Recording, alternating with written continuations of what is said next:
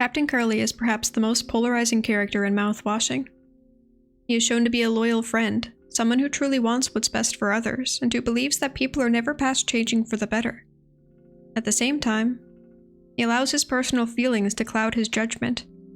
He naively brushes over things that don't fit into his overall picture, and his resistance to making hard choices inadvertently results in the tragedies of mouthwashing.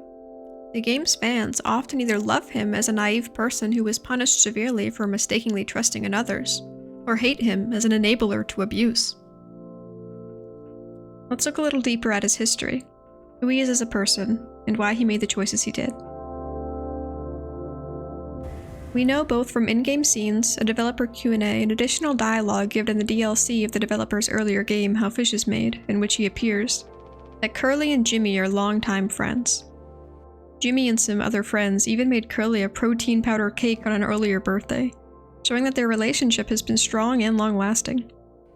Curly, acknowledging that Jimmy's life has been difficult, that he as a person has a hard time integrating smoothly into society, invites him onto the Pony Express ship. He tells him it'll just be a few trips, using the same pitch that was given to him. Being a longtime associate, Curly is surely familiar with Jimmy's quirks. His roughness, his propensity for anger, his baseline disrespect for others, and the belief that he is better than he is. However, those are just one part of Jimmy. Curly also saw him being a friend, joking around with others, trying to find his feet in the world. It's very realistic that people often overlook the worst aspects of each other when presented with many different elements. You might have a teacher that's harsh with critique, but never misses a chance to point out successes. Your mom could be quick to lash out, but would give anything to support your future. Your friend might shrug off responsibilities for his actions, but also express a relatable hopelessness and desire to succeed at something in life. This is not to redeem Jimmy at all, who is straight up horrible and deserves a lot worse. But it can explain how Curly and his relationship might have developed in spite of their differing characteristics. Curly irresponsibly brought someone that he knew could be hot-headed and inappropriate on board in a closed ship. But in his mind, Jimmy was more than those aspects and working towards change. Curly was kind, being such a good friend to Jimmy that he neglected the ramifications he could have on the crew. In his own way, Curly was pushing his ideals onto Jimmy, similar to Jimmy later does to him. The relationship between Anya and Jimmy is increasingly strained over their long co-working.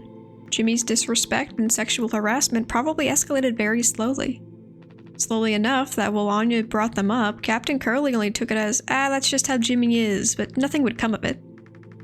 Jimmy's small instances of bad behavior would be brushed aside as something Curly was used to, effectively diminishing Anya's voice by Curly remaining too comfortable in his knowledge of Jimmy. Even when Curly and Anya's evaluation discussion expressed to him that Jimmy was not taking her seriously, was making her uncomfortable with his sexual jokes, and made Anya not want to interact with him at all, Curly doesn't find anything especially concerning or out of the ordinary. He addresses the problem with Jimmy by further joking about the sexual horse comment with him, and touching no further on the topic. Had it been somebody else, Curly might have taken Anya's concerns more seriously, but because it was facing someone Curly was comfortable with, he subconsciously disregards. He ignores the warning signs, because they're only a tiny pixel in his image of Jimmy. Curly is hence honestly shocked to learn about the assault, but even in that intense situation can't change his perspective against Jimmy. He wanted to be present to discuss the pregnancy because he knew how easily Jimmy could be set off, something he was again just used to. Let's divert for a second and discuss more about Curly himself. Curly appears in a special mouthwashing DLC for the developer's first game How Fish Is Made, where we get more dialogue about his history, thought process, and relationship with Jimmy, which was canonized by the developers in a QA recently. Curly only joined the company as a temporary stepping stone, perhaps for money or experience, then on to bigger things, but as time slowly passed, and the longer he stayed doing these extended missions where he could avoid thinking about other aspects of his life before the ship, the more everything else also went on without him. It became harder and harder to resume where he left off. Curly explains that he was filled with spite after becoming stuck in the cycle.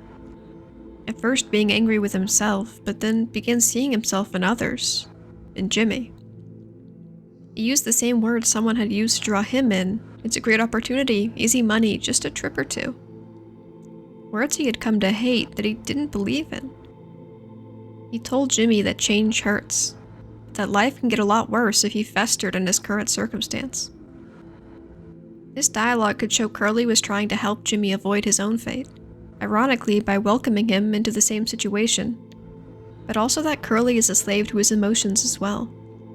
Perhaps some deep part of him wanted someone to join him in his regrets.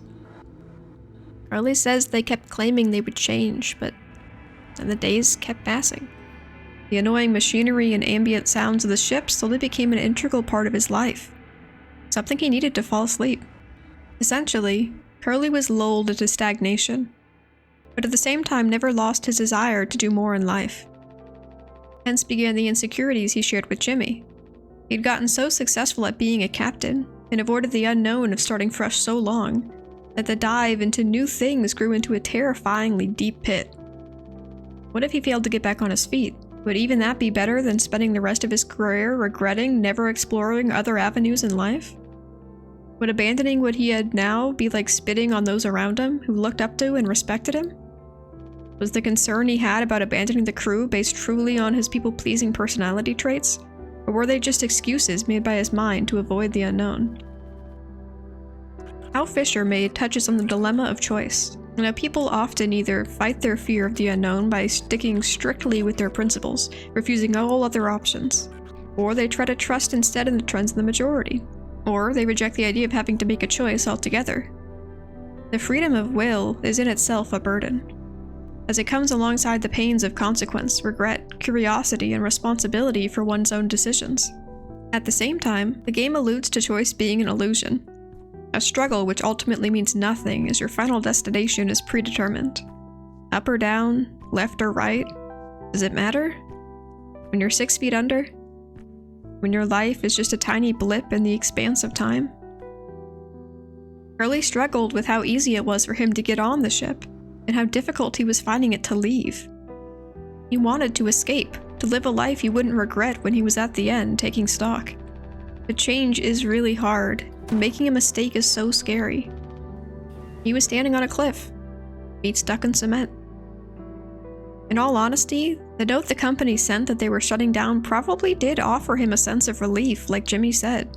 Not that he was happy for how it would affect the others, but it took away the burden of choice. You can imagine the warring internal emotions he must have been feeling. Shock at first, a sense of relief that his choice was decided for him, panic for the crew, guilt that he felt relieved given how it would affect the others. Jimmy then relates to Curly's feelings during their pre-crash discussion, comparing their situations as Jimmy is now also standing at a peak. His life is at a better point than it's ever been before, knowing he was living in struggle on Earth. And now he feels he either has to end everything and remain stuck in cement at the top of the cliff, or dive down into change and accept whatever consequences come as a result of his choices. The consequences of having sexually assaulted Anya and gotten her pregnant. Jimmy explains that Curly's jump into a new life is going to be tainted by the assault situation as well, having been captain of the crew that fell apart. Jimmy clearly expresses a desire to crash the ship, tells Curly he'll handle it, and then walks away. And Curly doesn't stop him. Perhaps because even now he can't imagine Jimmy actually doing anything. Or perhaps because in a moment of weakness he so wanted to give in, to let someone else take the reins and make the decision again. Curly has to let go of Jimmy, to finally pick a side, and recognize that he has done something horribly irredeemable and needs to handle the full repercussions. But he can't decide. Supporting Anya, being a good and truly responsible captain, or his friend, his belief that people can change. Perhaps he was so blinded by the idea of change in Jimmy because he wanted to believe he could also break out of his current self. He snaps out of this, of course, as Jimmy chooses not to make the jump, pointing the ship and all his problems at the asteroid. Curly never wanted his decisions to hurt those around him. He runs into the cockpit, perhaps in an attempt to divert the crash, which he might have succeeded in given the ship stayed partially intact.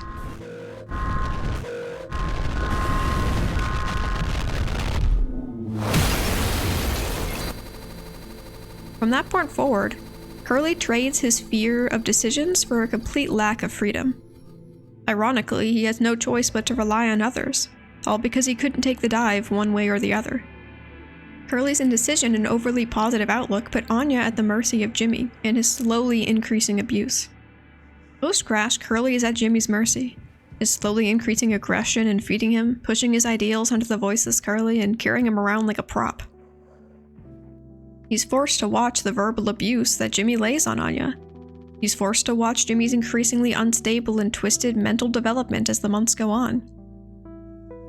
He's forced to watch her overdose, and Daisuke discover her corpse, and drag his own body out of the medbay. He has to become Jimmy's ticket to being a hero, and watch him eventually take his own life, having never changed at all. Curly's character was understandable, how his relationship and feelings put him in a state of complicity. His casual disregard for harassment, something which happens all the time in our world.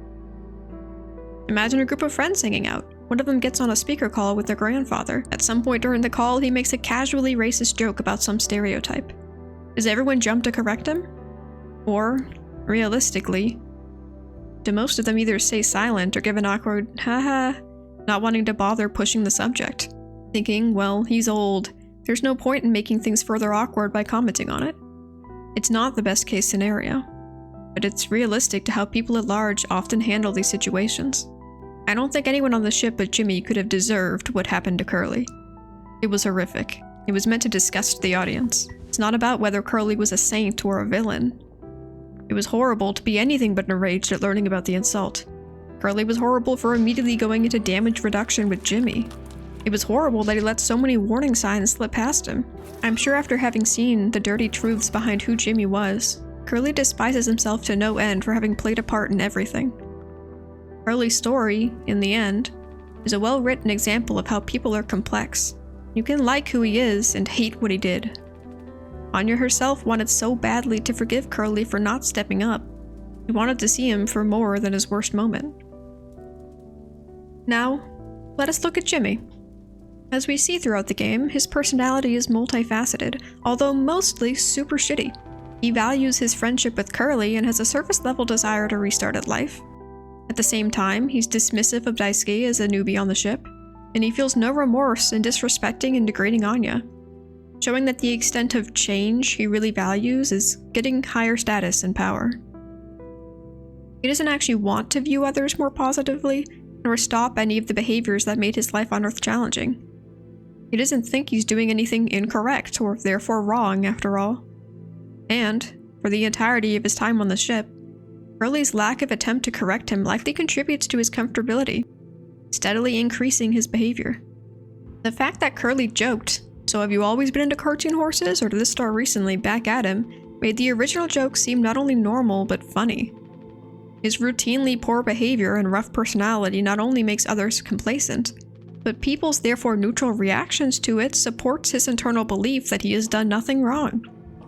Given how quick Jimmy was with thinking to make a spiked drink for Swansea, and how confident he was that he would wake up fine without remembering anything, you might assume he's done it before. The assault on Anya might have been one violent occurrence, but given how small the ship is and how comfortable Jimmy was with doing it, it's also possible that he had been secretly drugging Anya and entering her unlocked bedroom in the night. He therefore wouldn't feel guilty, as in his mind Anya wouldn't remember anyway, and felt safe in the idea that it wouldn't come to light. It can be surprisingly difficult for a person to become pregnant. Jimmy disregards Anya as a person, and hence his one mistake there, in his eyes, was not the assaults, but the baby. Jimmy's instinctive reaction of pushing blames onto others throughout the story results from not having been checked enough in his life. He is narcissistic, feeling that he is smarter and more capable than the others, and deserving of a higher status. At the same time, he clearly expresses a deep self-despising, vocalizing his view that as a lower-tier employee, he is basically dirt under the more successful Curly. He always pushes those negative images into other people's mouths, though, kind of showing that while it's something he actually feels, he tries to ignore it because, again, he is also extremely narcissistic. When a big head meets a horrible self-image, added in a lack of ability to properly manage one's emotions, you get a person like Jimmy. Any signs of judgment or down-looking from others enrages him, and he only knows how to express such feelings of insignificance via anger. It's a common occurrence that people will call someone overly emotional only when they are sad a lot, but someone who is angry at very little things is also overly emotional, and being angry is no more strong or useful than being sad. Jimmy beats Curly when giving him the painkillers. He destroys the company mascot statue because it reminds him of his mistakes. He verbally degrades Anya because believing other people are useless pumps up his own status. The way that Anya responds to him uses actual methods of placating abusers. She allows herself to seem useless in front of Jimmy, never countering his arguments because fighting would make her into a threat. She's overly enthusiastic with cheering him on for any little thing, because hyping up his ego makes him less upset, less likely to lash out. Much like you might handle a child throwing a tantrum, except the child is a grown man and you're trapped together in an enclosed space. These methods are of course harmful in the long run, only further validating his narcissism, but given their situation, there wasn't much else she could do. So, Jimmy was able to confidently feel like he was the only helpful person on the ship. Despite Anya keeping Curly alive day and night, and despite every action he took being her idea. Opening the storage, finding the captain scanner, calculating how to get the extra pills out of the foam. Jimmy refuses to take responsibility for anything that seems below him, that doesn't fit his idea of being a beloved, capable captain. He forcefully jumps up in ranks without having the skills or favor of others to justify it. Hence, his slow realization that he fails at any attempt to improve the situation causes increasing amounts of panic and mental decay. Jimmy can't handle his deep questioning of if he is to blame for Daisuke's death, the unborn child, or for what happened to Curly, or what he did to Anya, and instead goes into a terrifyingly murderous spiral. He, quite simply, cannot handle being wrong. After failing to save the crew, Jimmy's mind tries to alleviate the stress by accepting one wrongdoing. Jimmy respects Curly, even if he's violently jealous of him as well. He sees Curly and himself as on even ground, as someone who it would be the least humiliating to have wronged. So, he resolves to save him, becoming a hero by selflessly sacrificing himself for someone so ideal. The birthday hallucination shows Jimmy's deepest desires to be loved and respected, to have power even over the person he respects. He ignores that Curly is living in despair, and feeds him his own leg to keep him going. Jimmy is of course too selfish to consider hurting himself for survival, using his own meat, going into the dangerous vent shaft himself, accepting punishment for assaulting Anya. He convinces himself that when others take the responsibility, and it ends horribly, that it was their own fault. He's still a hero because he kept Curly alive, and alive is good, alive is ideal, alive is saved. Curly wanted to go home, because the ship was never supposed to be his life. Jimmy says that they are home, because he has nothing to return to. Control, purpose, respect. Being a pilot was supposed to fulfill everything that he craved for. The more that ideal future broke down, the more desperate Jimmy was to convince himself it wasn't. Constant struggle to come out on top, to not have to acknowledge that he isn't a good person, that he never deserved what he so wanted. The mouthwashing How Fish Are Made DLC had an interesting scene in which a fish, in a room surrounded by mouthwash, begs the player to take them with you, saying that you are one and the same and that in sticking together you can be strongest. I feel this alludes to Jimmy's mindset, who in his most broken moment clings desperately to the idea of Curly. He relies on the concept that by associating himself with Curly, he can still find glory. Curly at this point must despise Jimmy for all the violence and atrocities, but he can't communicate it anymore. He may finally want to confront him, but he no longer has that power. At the end of the game, when Jimmy finally resolves to sacrifice himself, he believes that he has been redeemed. Of course, the act of giving Curly the cryopod was in fact the only act of sacrifice he could have made throughout the entire game that was inherently selfish.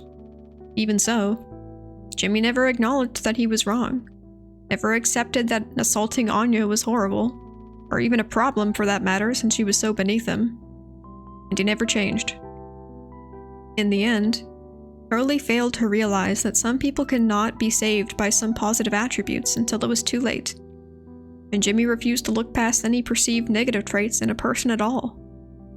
One wanted to take responsibility but couldn't push themselves to make a choice, and the other made a choice with no regard for responsibility. In both cases, everyone around them suffered.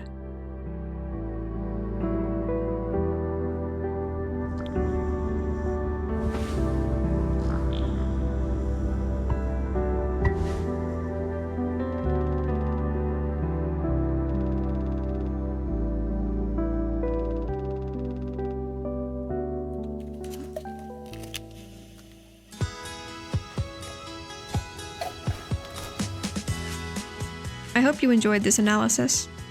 The characters are so nuanced and realistic in their attributes and how they handle situations. I love the game's process of taking common relationships and occurrences and pumping up the adrenaline by putting them in tight situations with higher stakes. If you'd like to hear more, check out my analysis on Anya, or of the game at large. Till next time, bye.